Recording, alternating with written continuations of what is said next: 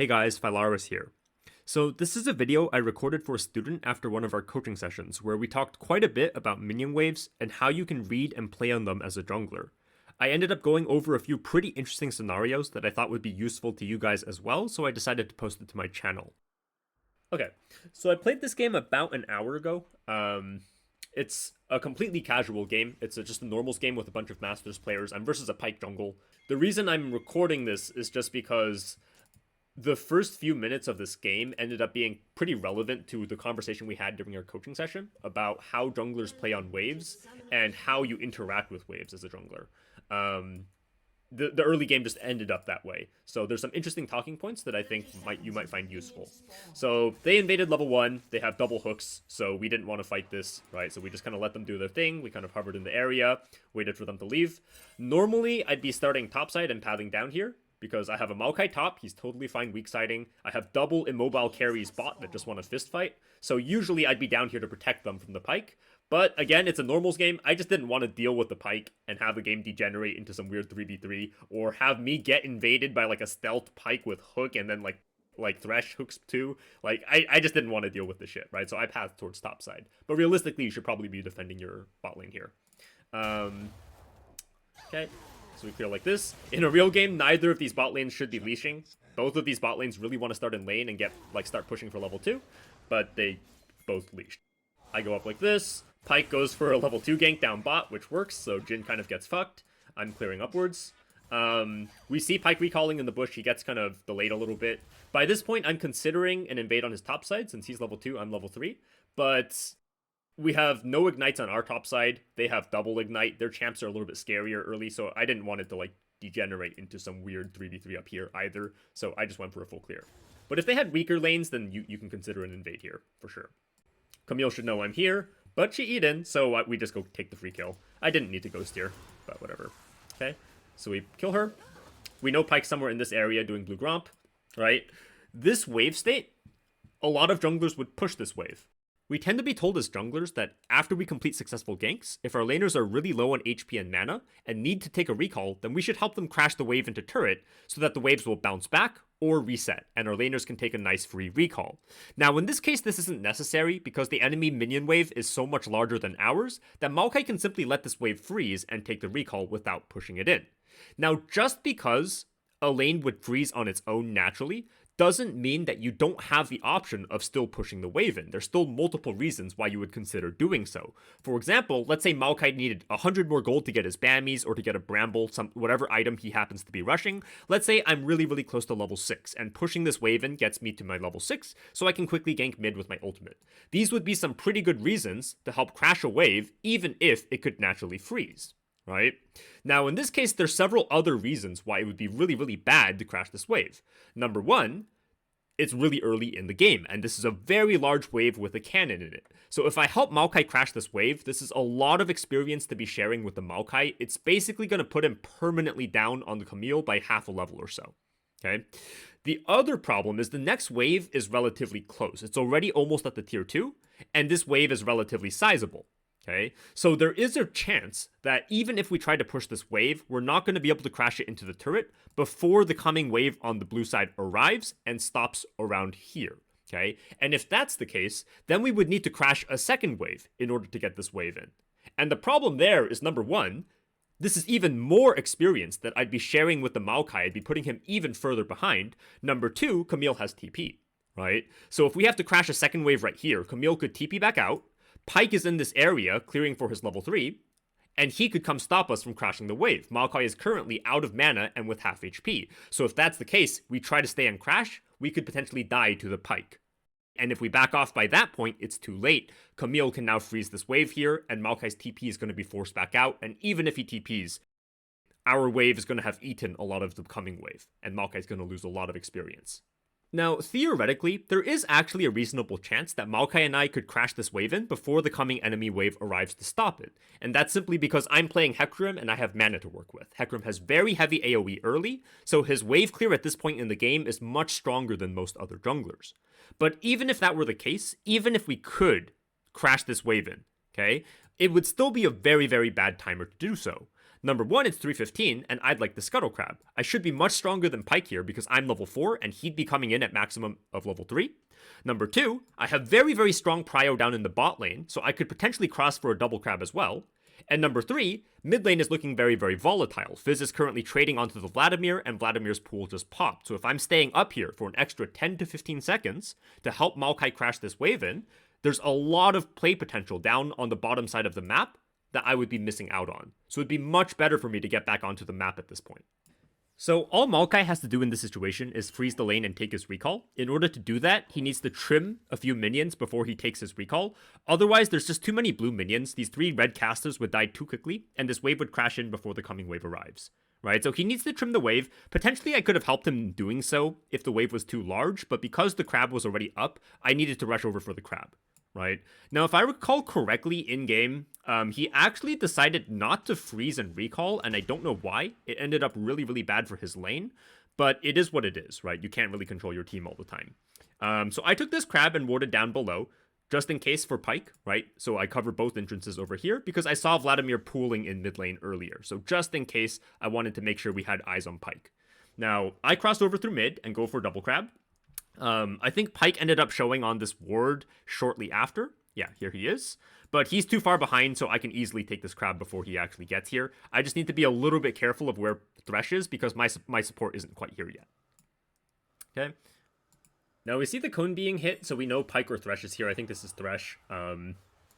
In higher levels of play, after support's recall, it's very common for them to run central when there's nothing really to do bot. And you can see the bot wave here is very even, right? There's nothing significant towards either side. So I'm assuming that both supports are running towards mid lane right here. We see Fizz eating in onto the Vladimir, so everybody starts to move over, right? We see Pyke here, we see Thresh here, so we know Pyke's in this bush. Misses his hook, we come in, and nothing really happens here, right? I want to go on Fizz, but I know Thresh still has his Flay, so nothing happens, okay? Now, with this wave right here, it's almost even.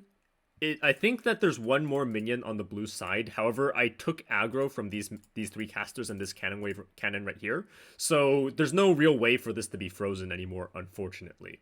If the blue side wave was a little bit bigger, I think this would be easily freezable for the Vladimir. Fizz is 1 HP, so he can't break it, right? So then all Lux and I would have to do is we can just come contest these Raptors, right? And there's no way Fizz can break this on his own. If Thresh and Pyke come in, we can just rotate back and help him maintain this freeze. If they try to contest us on the Raptors, then Fizz is just completely fucked, right? He has no way of breaking this freeze on his own. But unfortunately, I took aggro from these, so there's no real way to freeze this anymore, so we just decided to crash this wave real quick, right? We can still invade these Raptors afterwards because these champs have no AoE, right? So they're very, very slow at taking them. So as soon as we crash this in, we just go fuck with the Raptors over here, right? Fizz is stuck here with 1 HP, so there's no way he can help, so this is just a free Raptor camp for us, right? Now, Vladimir could have just taken a recall, like right here. As soon as he crashed this wave, he's absolutely free to just recall here. There's no way Fizz can crash all of this on his own. Vlad can recall, come back out in time for the wave to arrive here. I think the reason he stayed is just because Fizz is so low, but we can't dive because Thresh and Pyke are here, right? So I think he just stayed because he saw me invading, so he wanted to stay on map and, like, support. Which is fine, it's understandable. But yeah, I'm up 2 levels here, so I take these Raptors for free. I think, unfortunately, this coming wave didn't really crash in all the way, so Vladimir ended up staying here, if I'm not mistaken. And then Fizz jumped on top of him. Yeah, he gets all in, so I come in and kill the Fizz. Oh, he lived. Okay, and we crash this wave. Alright, now after I crash this wave, this is just a free reset. This wave will get cleared out very quickly. This wave will crash with this wave a little bit closer to this side, so it'll be a very minor slow push towards the Vladimir in the coming waves, which is great for Vlad. Okay? Realistically, I should have moved towards top here. Alright? Maokai's in a very, very precarious position. I probably should have just cleared this out and ran straight for top to help the Maokai out. But in the moment, I saw the wave was right here, so I was like, let's just take another wave as well, right? Fizz is dead, so we'll just take another wave because it's right here already anyways, and then Fizz is going to miss this whole wave. And this just means that Vladimir gets more gold before his reset. It means that we both get a little bit of extra EXP, because I was getting kind of close to level 6. But again, this is another timer where Vlad could have just reset there, and I could have run top, and you can see top kind of paid for my sins here. If I was a little bit more aware, I could have gone for this, but it's just because the wave was right here. I didn't actually click top in this freeze frame. But now I'm looking top because Maokai's dead, and I'm like, okay, big wave crashing in here. I hit tab, Maokai doesn't have TP, so I want to go catch this wave, right? I don't want all of this to go to waste. So I skip out my Raptors here. This is too big of a wave to let by, and I head up. All right. She has E, there's no way I can kill her. But I actually arrive just in the nick of time where the wave doesn't fully crash. So what I do here is I pull the wave, okay? There's no way Camille can fight me right here. I'm full HP. She is 1/4 HP. I pull this wave out a little bit. I could even start stacking my Q on this if I really wanted to, because the next wave is right here, okay? If I took this wave, I would be absolutely massive. I would hit level 6 off this wave, and I could shit on the map. The thing is, I'm so close to 6 that I'm hitting 6 off one camp anyways. If I take this wave, okay, my Maokai is really fucked. He's really fucked. He's still level 4. Camille is well into level 5 after solo killing him. Now, Maokai's a champion that can play on low economy. That's fine. It's fine for a Maokai to be behind. You'd rather have a Maokai that's behind than like a Jax or Aurelia that's behind, right? But because he's versus Camille, if Camille gets too far ahead, she's just going to be a complete nuisance in the split push, right? That I don't want to deal with, okay? So I actually hold this for the Maokai. I pull it out a little bit. Don't just stand in the wave or you'll take too much damage. Kind of pull it this way. Drag the wave off the tower until the next wave gets here. And you can see what this does for my Maokai, right? He gets here, and there's a really beautiful wave waiting for him. And the Camille is like, what the fuck? Right? I thought I pushed in. I was going to take a recall. Now she's in a really awkward position where she's 1/4 HP, but there's a big wave here that Maokai could easily freeze, so she kind of has to stay. All right? Now, what I'm thinking here, I still haven't recalled yet, so I really want to take a recall. I have a lot of gold. But what I'm thinking here is when I look at my EXP, I'm so close to level 6, I know I'll hit level 6 off one camp. And I know what this Camille is thinking. She is spam pinging her Pyke to come help her out, because if Pyke doesn't help her here, she's completely fucked. If she tries to break this on her own, I'll just come kill her because she's really low. Right? So she needs Pyke here. So my thought process here is, even though I have 2k in my pocket, so I would ideally like to spend my gold, I'm way up on this Pyke. If I get to level 6 and he's coming in at level 3, level 4, we win this no matter what. So I actually move down here towards my Krugs camp, and Maokai's freezing this, and I want to stay proximal to my Maokai. If I actually take the recall here, Pyke can just come and help the Camille crash this and break this freeze. I don't want that happening, right? So I know Pyke's going to be in the area, or I'm assuming Pyke's going to be in the area. Unfortunately, bot dies in the meantime. Oh, actually. Nice. Okay. So I cleared this camp. You can see Camille staying, trying to break this freeze, right? They go in. I'm not quite level 5 yet. I actually smite this just to get the heal and hit level 6 because I need the HP from the smite, right? We come in, and we clean up the Camille here. Okay. Nice. At this point, again, we have a slow push coming into the Maokai. There's no way a half HP Pyke can break this on his own. So Maokai, again, can just... He doesn't even need to trim this. He can take a recall right now, actually. Or just wait a little bit, right? And then take the recall. And I just, again, stay in the area for just a little bit to make sure he can maintain this. And I take the crab in the meantime, right? Actually, he went for a push here. That's kind of weird, because he can't... Whoa. Why do you push this?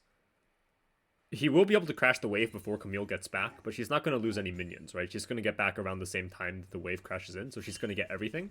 Whereas if he froze the wave and took a recall right here, then because the blue side wave is larger, it eats away at the red wave, right? So Camille would lose a lot of minions. But maybe the Maokai just needed some gold for a purchase. Actually has 800.